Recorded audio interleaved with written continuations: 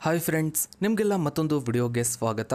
Friends, Swami Vivekananda, Abdul Kalam, Ratan Tata, Atal Bihari Vajpayee ಈ ಹೆಸರುಗಳು ಕೇವಲ ವ್ಯಕ್ತಿಗಳನ್ನಷ್ಟೇ ಸೂಚಿಸೋದಿಲ್ಲ, ಬದಲಾಗಿ ತ್ಯಾಗ, ಕರ್ಮಯೋಗ ಮತ್ತು ದೇಶಪ್ರೇಮದ ಪ್ರತೀಕಗಳಾಗಿವೆ. ಆದರೆ ಇವರೆಲ್ಲರ ಜೀವನದಲ್ಲಿ ಒಂದು ಕುತೂಹಲಕಾರಿ ಸಾಮ್ಯತೆ ಇದೆ. ಇವರೆಲ್ಲರೂ ತಮ್ಮ ವೈಯಕ್ತಿಕ ಜೀವನವನ್ನ ಮೀರಿ ದೇಶ ಮತ್ತು ಸಮಾಜದ ಸೇವೆಗೆ ತಮ್ಮನ್ನ ತಾವು ಅರ್ಪಿಸಿಕೊಂಡಿದ್ದಾರೆ. ಹಾಗಾದ್ರೆ ಈ ಮಹಾನ್ ವ್ಯಕ್ತಿಗಳು ಮದುವೆಯಾಗದಿರಲು ಕಾರಣಗಳೇನು? ಅವರ ಈ ನಿರ್ಧಾರಗಳ ಹಿಂದಿನ ಪ್ರೇರಣೆಗಳೇನು? ಅವರ ಜೀವನದ ಆದ್ಯತೆಗಳು ಯಾವ್ಯಾವು? ಎಲ್ಲವನ್ನ ಇವತ್ತಿನ ಈ ಒಂದು ವಿಡಿಯೋದಲ್ಲಿ ನೋಡ್ತಾ ಹೋಗೋಣ ಬನ್ನಿ. ಫ್ರೆಂಡ್ಸ್, ನಿಮ್ಗೆಲ್ಲ ಗೊತ್ತಿರೋ ಹಾಗೆ ಸ್ವಾಮಿ ವಿವೇಕಾನಂದ ಅವರು ಮದುವೆ ಆಗಿರಲಿಲ್ಲ. ಅವರು ಬ್ರಹ್ಮಚರ್ಯವನ್ನ ಸ್ವೀಕರಿಸಿ ಸನ್ಯಾಸಿಯಾಗಿದ್ರು. ಮನುಕುಲದ ಒಳಿತಿಗಾಗಿ ತಮ್ಮ ಜೀವನವನ್ನೇ ಮುಡಿಪಾಗಿಟ್ರು. ಅವರು ಸನ್ಯಾಸಿಯಾದ ನಂತರ ಲೌಕಿಕ ಬಂಧಗಳಿಂದ ಮುಕ್ತರಾಗಿ ದೇವರಲ್ಲಿ ಒಂದಾಗಬೇಕೆಂದು ಬಯಸಿದ್ರು. ಆದ್ದರಿಂದಲೇ ಪ್ರತಿಯೊಬ್ಬ ಮಹಿಳೆಯಲ್ಲಿ ನಾನು ದೈವಿಕ ತಾಯಿಯನ್ನ ನೋಡಿದಾಗ ನಾನು ಯಾಕೆ ಮದುವೆಯಾಗಬೇಕು ಎಂದು ಹೇಳಿದ್ರು. ಸ್ವಾಮಿ ವಿವೇಕಾನಂದ ಅವರ ತಂದೆ ಮದುವೆ ಮಾಡಲು ಪ್ರಯತ್ನಿಸಿದಾಗ ಅವರು ಆ ಪ್ರಸ್ತಾಪಗಳನ್ನ ತಿರಸ್ಕರಿಸಿದ್ರು. ಹೌದು ಫ್ರೆಂಡ್ಸ್, ಸ್ವಾಮಿ ವಿವೇಕಾನಂದ ಅವರ ತಂದೆ ವಿಶ್ವನಾಥ ದತ್ತರು ಮಗ ಮದುವೆಯಾಗಬೇಕೆಂದು ಬಯಸಿದ್ರು. ಹಲವಾರು ಬಾರಿ ಅದಕ್ಕೆ ಪ್ರಯತ್ನಿಸಿದ್ರು. ಆಗಿನ ಸಮಾಜದಲ್ಲಿ ಮಕ್ಕಳು ಮದುವೆಯಾಗಿ ಸಂಸಾರ ನಡೆಸಿಕೊಂಡು ಹೋಗೋದು ಸಾಮಾನ್ಯ ನಿರೀಕ್ಷೆಯಾಗಿತ್ತು. ವಿವೇಕಾನಂದರು ಕೂಡ ಉನ್ನತ ಶಿಕ್ಷಣವನ್ನ ಪಡೆದಿದ್ರಿಂದ ಅವರ ತಂದೆಗೆ ಮಗ ಒಳ್ಳೆಯ ವೃತ್ತಿ ಜೀವನ, ಸಂಸಾರ ಜೀವನ ನಡೆಸಬೇಕು ಎಂಬ ಆಸೆ ಇತ್ತು. ವಿಶ್ವನಾಥ ದತ್ತರು ಪ್ರಸಿದ್ಧ ಲಾಯರ್ ಆಗಿದ್ರು. ಸ್ವಾಮಿ ವಿವೇಕಾನಂದ ಅವರು ಕೂಡ ಲಾ ಓದಿದ್ರು. ಹೀಗಾಗಿ ಮಗ ತನಗಿಂತ ದೊಡ್ಡ ಲಾಯರ್ ಆಗಬೇಕು ಅಂತ ತಂದೆ ಕನಸನ್ನ ಕಂಡಿದ್ರು. ಮದುವೆ ಮತ್ತು ಸ್ಥಿರ ಸಂಸಾರ ವೃತ್ತಿ ಜೀವನಕ್ಕೆ ಪೂರಕವೆಂದು ಭಾವಿಸಿದ್ರು. ಒಂದು ಕಾಲದಲ್ಲಿ ಸ್ವಾಮಿ ವಿವೇಕಾನಂದ ಅವರಿಗೆ ಶ್ರೀಮಂತ ಮತ್ತು ಪ್ರಭಾವಶಾಲಿ ಕುಟುಂಬದಿಂದ ಮದುವೆಯ ಪ್ರಸ್ತಾಪ ಬಂದಿತ್ತು. ಅಲ್ಲಿ ವರದಕ್ಷಿಣೆಯಾಗಿ ದೊಡ್ಡ ಮೊತ್ತವನ್ನ ನೀಡಲು ಸಿದ್ಧರಿದ್ರು. ಈ ಹಣದಿಂದ ಸ್ವಾಮಿ ವಿವೇಕಾನಂದರ ವಿದ್ಯಾಭ್ಯಾಸವನ್ನ ಇಂಗ್ಲೆಂಡ್ನಲ್ಲಿ ಮುಂದುವರಿಸಲು ಸಹಾಯವಾಗುತ್ತೆ ಎಂದು ವಿಶ್ವನಾಥ ದತ್ತರು ಭಾವಿಸಿದ್ರು. ಆದರೆ ಸ್ವಾಮಿ ವಿವೇಕಾನಂದರು ಈ ಪ್ರಸ್ತಾಪವನ್ನ ತಿರಸ್ಕರಿಸಿದ್ರು. ಸ್ವತಃ ಶ್ರೀ ರಾಮಕೃಷ್ಣ ಪರಮಹಂಸರು ಸ್ವಾಮಿ ವಿವೇಕಾನಂದರ ಮದುವೆಗೆ ತೀವ್ರ ವಿರೋಧವನ್ನ ವ್ಯಕ್ತಪಡಿಸಿದ್ರು. ನರೇಂದ್ರನು ಯಾವುದೇ ಒಬ್ಬ ವ್ಯಕ್ತಿಯ ಪ್ರೀತಿಗೆ ಅಥವಾ ಕುಟುಂಬವನ್ನ ನಡೆಸಲು ಹುಟ್ಟಿದವನಲ್ಲ, ಬದಲಿಗೆ ಆತ್ಮಗಳನ್ನ ಉಳಿಸಲು ಹುಟ್ಟಿದವನು ಎಂದು ಅವರು ನಂಬಿದ್ರು. ಮದುವೆಯ ಮಾತುಕತೆಗಳು ಮುರಿದು ಬಿದ್ದಾಗೆಲ್ಲ ಅವರಿಗೆ ಸಮಾಧಾನವಾಗ್ತಿತ್ತು. ಇನ್ನು ಸ್ವಾಮಿ ವಿವೇಕಾನಂದರು ಬ್ರಹ್ಮಚರ್ಯವನ್ನ ಅಳವಡಿಸಿಕೊಂಡು ಆಧ್ಯಾತ್ಮಿಕ ಮಾರ್ಗದಲ್ಲಿ ಸಾಗಲು ದೃಢ ಸಂಕಲ್ಪವನ್ನ ಮಾಡಿದ್ರು. ಏನು, ನೀವು ನನ್ನನ್ನು ಮುಳುಗಿಸಲು ಹೊರಟಿದ್ದೀರಾ? ಒಮ್ಮೆ ಮದುವೆಯಾದ್ರೆ ನನ್ನ ಕತೆ ಮುಗಿದಂತೆ ಎಂದು ಅವರು ತಮ್ಮ ಕುಟುಂಬದ ಸದಸ್ಯರನ್ನ ಪ್ರಶ್ನಿಸಿದ್ರು. ಅವರ ತಂದೆಯ ನಿಧನದ ನಂತರ ಮದುವೆಯಾಗದಿರುವ ಅವರ ನಿರ್ಧಾರ ಇನ್ನಷ್ಟು ದೃಢವಾಯಿತು. ಇನ್ನು ಸ್ವಾಮಿ ವಿವೇಕಾನಂದರ ಬ್ರಹ್ಮಚರ್ಯವು ಕೇವಲ ಶಾರೀರಿಕ ಶುದ್ಧತೆಗೆ ಸೀಮಿತವಾಗಿರಲಿಲ್ಲ. ಮನಸ್ಸು, ಮಾತು ಮತ್ತು ಕರ್ಮದಲ್ಲಿ ಪರಿಪೂರ್ಣ ಶುದ್ಧತೆಯನ್ನ ಒಳಗೊಂಡಿತ್ತು. ಅವರು ಇದನ್ನ ಆಧ್ಯಾತ್ಮಿಕ ಶಕ್ತಿಯ ಮೂಲವೆಂದು ಪರಿಗಣಿಸಿದರು. ಸ್ವಾಮಿ ವಿವೇಕಾನಂದರ ಪ್ರಕಾರ ಬ್ರಹ್ಮಚರ್ಯ ಎಂದರೆ ಮನಸ್ಸು, ಮಾತು ಮತ್ತು ಕರ್ಮದಲ್ಲಿ ಯಾವಾಗಲೂ ಮತ್ತು ಎಲ್ಲ ಪರಿಸ್ಥಿತಿಗಳಲ್ಲಿ ಪರಿಶುದ್ಧತೆ, ಅಂದರೆ ಲೈಂಗಿಕ ಆಲೋಚನೆಗಳು, ಮಾತುಗಳು ಅಥವಾ ಕಾರ್ಯಗಳಿಂದ ಸಂಪೂರ್ಣ ದೂರವಿರುವುದು. ಅಷ್ಟಾಂಗ ಮೈಥುನವನ್ನ ಅಂದರೆ ಲೈಂಗಿಕ ಜೀವನದ ಬಗ್ಗೆ ಯೋಚಿಸುವುದು, ಮಾತನಾಡುವುದು, ಲೈಂಗಿಕವಾಗಿ ಬೆರೆಯುವುದು, ಕಾಮದೃಷ್ಟಿಯಿಂದ ನೋಡುವುದು, ಆಪ್ತವಾಗಿ ಮಾತನಾಡುವುದು, ಲೈಂಗಿಕ ಸಂಬಂಧಕ್ಕೆ ಯೋಜಿಸುವುದು, ಲೈಂಗಿಕ ಜೀವನಕ್ಕೆ ಪ್ರಯತ್ನಿಸುವುದು, ಲೈಂಗಿಕ ಜೀವನದಲ್ಲಿ ತೊಡಗುವುದು, ಇತರರ ಕಾಮವನ್ನ ಪ್ರೋತ್ಸಾಹಿಸುವುದನ್ನ ಸಂಪೂರ್ಣವಾಗಿ ತ್ಯಜಿಸುವುದು. ಇನ್ನು ಸ್ವಾಮಿ ವಿವೇಕಾನಂದರು ಬ್ರಹ್ಮಚರ್ಯವು ಶಕ್ತಿಯನ್ನ ಸಂರಕ್ಷಿಸುತ್ತದೆ ಎಂದು ನಂಬಿದ್ರು. ಲೈಂಗಿಕ ಶಕ್ತಿಯನ್ನ ವ್ಯರ್ಥ ಮಾಡದೆ ಅದನ್ನ ಓಜಸ್ಸಾಗಿ ಪರಿವರ್ತಿಸಬಹುದು, ಅಂದ್ರೆ ಆಧ್ಯಾತ್ಮಿಕ ಶಕ್ತಿಯಾಗಿ ಪರಿವರ್ತಿಸಬಹುದು ಎಂದು ಯೋಗಿಗಳು ಹೇಳುತ್ತಾರೆ ಎಂಬುದನ್ನು ಅವರು ಪ್ರತಿಪಾದಿಸಿದ್ರು. ಈ ಓಜಸ್ ವ್ಯಕ್ತಿಗಳಿಗೆ ಅದ್ಭುತ ಆಕರ್ಷಣಾ ಶಕ್ತಿ, ಪ್ರಚಂಡ ಇಚ್ಛಾಶಕ್ತಿ ಮತ್ತು ಬೃಹತ್ ಜ್ಞಾನಶಕ್ತಿಯನ್ನ ನೀಡುತ್ತದೆ ಎಂಬುದನ್ನು ವಿವರಿಸಿದರು. ಕಟ್ಟುನಿಟ್ಟಾದ ಬ್ರಹ್ಮಚರ್ಯದ ಪಾಲನೆಯಿಂದ ಕಲಿಕೆಯನ್ನ ಕಡಿಮೆ ಸಮಯದಲ್ಲಿ ಕರಗತ ಮಾಡಿಕೊಳ್ಳಬಹುದು ಎಂದು ಅವರು ಹೇಳಿದರು.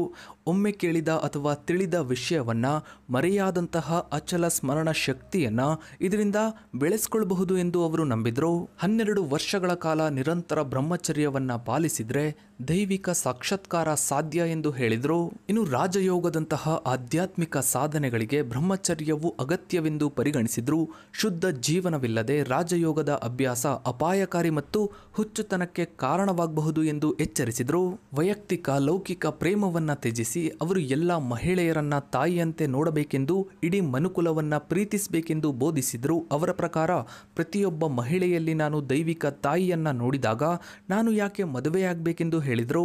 ಒಟ್ಟಾರೆಯಾಗಿ ಸ್ವಾಮಿ ವಿವೇಕಾನಂದರ ಬ್ರಹ್ಮಚರ್ಯವು ಕೇವಲ ಲೈಂಗಿಕ ನಿಗ್ರಹವಲ್ಲದೆ ಮನಸ್ಸು, ದೇಹ ಮತ್ತು ಆತ್ಮದ ಸಮಗ್ರ ಶುದ್ಧೀಕರಣ ಮತ್ತು ಆಧ್ಯಾತ್ಮಿಕ ಉನ್ನತಿಗೆ ಒಂದು ಸಾಧನವಾಗಿತ್ತು. ಇನ್ನು ಅಬ್ದುಲ್ ಕಲಾಂ, ಡಾಕ್ಟರ್ APJ ಅಬ್ದುಲ್ ಕಲಾಂ ಅವರು ಮದುವೆಯಾಗದಿರಲು ಸ್ಪಷ್ಟವಾದ ಒಂದೇ ಒಂದು ಕಾರಣವಿಲ್ಲ. ಆದರೆ ಅವರ ಜೀವನದ ಆಯ್ಕೆಗಳು ಮತ್ತು ಅವರಿಗೆ ಎದುರಾದ ಕೆಲವು ಪರಿಸ್ಥಿತಿಗಳು ಈ ನಿರ್ಧಾರಕ್ಕೆ ಕಾರಣವಾಗಿರಬಹುದು. ಅಬ್ದುಲ್ ಕಲಾಂ ಅವರು ಸ್ವತಃ ತಮ್ಮ ಜೀವನದಲ್ಲಿ ಮದುವೆ ಹೇಗೋ ನಡೆಯಲಿ ಎಂದು ಹೇಳಿದ್ದಾರೆ. ದೊಡ್ಡ ಕುಟುಂಬದಲ್ಲಿ ಒಬ್ಬ ಸದಸ್ಯ ಮದುವೆ ಆಗದಿರುವುದು ದೊಡ್ಡ ವಿಷಯವೇನು ಅಲ್ಲ ಎಂದು ಹೇಳಿದ್ದಾರೆ. ಕೆಲವು ಸಂದರ್ಭಗಳಲ್ಲಿ ಅವರಿಗೆ ಮದುವೆಯ ಪ್ರಸ್ತಾಪಗಳು ಬಂದಿದ್ವು. ಹಾಗೆ ಅವರು ಕೆಲವೊಮ್ಮೆ ಸಂಭಾವ್ಯ ವಧುಗಳನ್ನ ಭೇಟಿಯಾಗಿದ್ರು.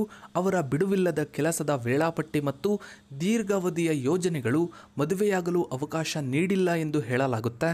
ಅವರ ವೃತ್ತಿ ಬದುಕಿನ ಮೇಲೆ ಅವರ ಗಮನ ಕೇಂದ್ರಿತವಾಗಿತ್ತು. ಕ್ಷಿಪಣಿ ವಿಜ್ಞಾನ ಮತ್ತು ದೇಶ ಸೇವೆಗೆ ಅವರು ತಮ್ಮನ್ನ ತಾವು ಸಂಪೂರ್ಣವಾಗಿ ಅರ್ಪಿಸಿಕೊಂಡಿದ್ರು. ಒಮ್ಮೆ ವಿದ್ಯಾರ್ಥಿ ಒಬ್ರು ನೀವು ಯಾಕೆ ಮದುವೆಯಾಗಿಲ್ಲ ಎಂದು ಕೇಳಿದಾಗ ಕಲಾಂ ಅವರು ಮೌನವಾಗಿ ನಕ್ಕು ನೀವೆಲ್ಲರೂ ಉತ್ತಮ ಜೀವನ ಸಂಗಾತಿಯನ್ನ ಕಂಡುಕೊಳ್ಳಿ ಎಂದು ಹಾರೈಸುತ್ತೇನೆ ಎಂದು ಪ್ರತಿಕ್ರಿಯಿಸಿದ್ರು.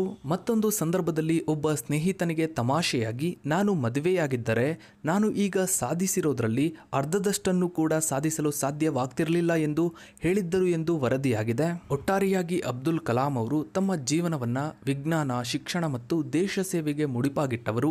ವೈಯಕ್ತಿಕ ಜೀವನದ ಮೇಲೆ ಈ ಬದ್ಧತೆಯು ಅವರು ಮದುವೆಯಾಗದಿರಲು ಪ್ರಮುಖ ಕಾರಣಗಳಲ್ಲಿ ಒಂದಾಗಿರಬಹುದು. ಇನ್ನು ರತನ್ ಟಾಟಾ ಅವರು ಮದುವೆಯಾಗದಿರಲು ಯಾವುದೇ ನಿರ್ದಿಷ್ಟ ಸಾರ್ವಜನಿಕವಾಗಿ ಘೋಷಿತ ಕಾರಣಗಳಿಲ್ಲ. ಆದರೂ ಅವರ ಜೀವನ ಮತ್ತು ಸಂದರ್ಶನಗಳನ್ನು ಗಮನಿಸಿದರೆ ಕೆಲವು ಅಂಶಗಳನ್ನು ನಾವು ಊಹಿಸಬಹುದು.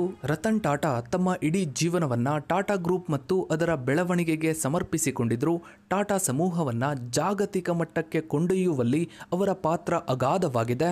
ಅವರ ಸಂಪೂರ್ಣ ಸಮಯ ಮತ್ತು ಗಮನ ಅದರ ಕಡೆಗೆ ಇತ್ತು. ಈ ಬೃಹತ್ ಜವಾಬ್ದಾರಿಯ ನಡುವೆ ವೈಯಕ್ತಿಕ ಜೀವನಕ್ಕೆ ಆದ್ಯತೆ ನೀಡಲು ಅವರಿಗೆ ಸಮಯಾವಕಾಶ ಸಿಗದಿರಬಹುದು. ಇನ್ನು ಮದುವೆಯಾಗದಿರುವುದು ಅವರ ಸಂಪೂರ್ಣ ವೈಯಕ್ತಿಕ ನಿರ್ಧಾರವಾಗಿರಬಹುದು. ಎಲ್ಲರೂ ಮದುವೆಯಾಗಬೇಕು ಎಂದೇನಿಲ್ಲ. ಕೆಲವು ವ್ಯಕ್ತಿಗಳು ಬ್ರಹ್ಮಚರ್ಯ ಮತ್ತು ಏಕಾಂಗಿ ಜೀವನವನ್ನ ಆಯ್ಕೆ ಮಾಡಿಕೊಳ್ತಾರೆ. ರತನ್ ಟಾಟಾ ಅವರೇ ಒಮ್ಮೆ ಸಂದರ್ಶನವೊಂದರಲ್ಲಿ ತಾವು ತಮ್ಮ ಜೀವನದಲ್ಲಿ 4 ಬಾರಿ ಮದುವೆಯಾಗುವಷ್ಟು ಹತ್ತಿರ ಬಂದಿದ್ದೆ ಎಂದು ಹೇಳಿಕೊಂಡಿದ್ದರು. ಪ್ರತಿ ಬಾರಿಯೂ ಅವರು ಮದುವೆಯಾಗಬೇಕೆಂದು ಅಂದುಕೊಂಡಾಗ ಯಾವುದೋ ಒಂದು ಕಾರಣಕ್ಕೆ ಅದು ಸಾಧ್ಯವಾಗಲಿಲ್ಲ ಎಂದಿದ್ದರು. ಇನ್ನು ರತನ್ ಟಾಟಾ ಅವರು ಕೂಡ ತಮ್ಮ ಜೀವನದಲ್ಲಿ ಪ್ರೀತಿಸಿದ್ದಾರೆ. ಅವರೇ ಸ್ವತಃ ಹಲವಾರು ಸಂದರ್ಶನಗಳಲ್ಲಿ ಈ ವಿಷಯವನ್ನ ಬಹಿರಂಗಪಡಿಸಿದ್ದಾರೆ. ಅವರು ತಮ್ಮ ಯೌವನದಲ್ಲಿ, ವಿಶೇಷವಾಗಿ ಅಮೆರಿಕದಲ್ಲಿ ತಮ್ಮ ಶಿಕ್ಷಣ ಮತ್ತು ಕೆಲಸದ ಸಮಯದಲ್ಲಿ ಒಂದು ಹುಡುಗಿಯನ್ನ ಪ್ರೀತಿಸುತ್ತಿದ್ದೆ ಎಂದು ಹೇಳಿಕೊಂಡಿದ್ದಾರೆ. ರತನ್ ಟಾಟಾ ಅವರು ಲಾಸ್ ಏಂಜಲೀಸ್ನಲ್ಲಿ ಅಂದ್ರೆ ಅಮೆರಿಕದ ಲಾಸ್ ಏಂಜಲೀಸ್ನಲ್ಲಿದ್ದಾಗ ಈ ಪ್ರೀತಿ ಚಿಗುರೊಡೆಯುತ್ತೆ. ಆ ಸಮಯದಲ್ಲಿ ಇದು ತುಂಬಾನೇ ಸೀರಿಯಸ್ ಪ್ರೀತಿಯಾಗಿರುತ್ತೆ.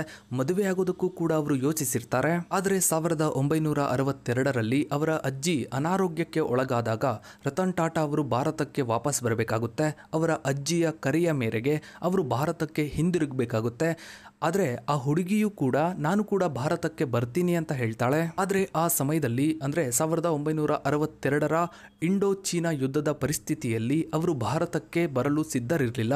ಹೀಗಾಗಿ ಆ ಸಂಬಂಧ ಅಲ್ಲಿಗೆ ಕೊನೆಗೊಳ್ತು ಎಂದು ರತನ್ ಟಾಟಾ ಬಹಿರಂಗಪಡಿಸಿದರು. ರತನ್ ಟಾಟಾ ಅವರು ತಮ್ಮ ಜೀವನವನ್ನು ಟಾಟಾ ಗ್ರೂಪ್ ಮತ್ತು ಭಾರತದ ಅಭಿವೃದ್ಧಿಗೆ ಸಂಪೂರ್ಣವಾಗಿ ಸಮರ್ಪಿಸಿಕೊಂಡ್ರು. ಇನ್ನು ಅಟಲ್ ಬಿಹಾರಿ ವಾಜಪೇಯಿ ಅವರು ತಮ್ಮ ಇಡೀ ಜೀವನದಲ್ಲಿ ದೇಶ ಸೇವೆ ಮತ್ತು ರಾಜಕೀಯಕ್ಕೆ ಸಮರ್ಪಿಸಿಕೊಂಡ್ರು.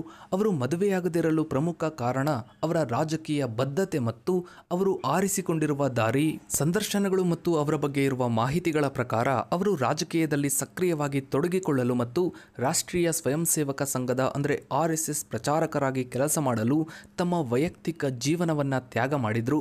RSS ಪ್ರಚಾರಕರು ಬ್ರಹ್ಮಚರ್ಯವನ್ನ ಪಾಲಿಸುತ್ತಾರೆ. ಆದರೆ ಕೆಲವು ಮಾಹಿತಿ ಮೂಲಗಳ ಪ್ರಕಾರ ಅಟಲ್ ಬಿಹಾರಿ ವಾಜಪೇಯಿ ಅವರು ತಮ್ಮ ಯೌವನದಲ್ಲಿ ಪ್ರೀತಿಸಿದ್ದರು ಮತ್ತು ಮದುವೆಯಾಗುವಷ್ಟು ಹತ್ತಿರ ಬಂದಿದ್ದರೂ ಆ ಪ್ರೀತಿ ಫಲಿಸಲಿಲ್ಲ.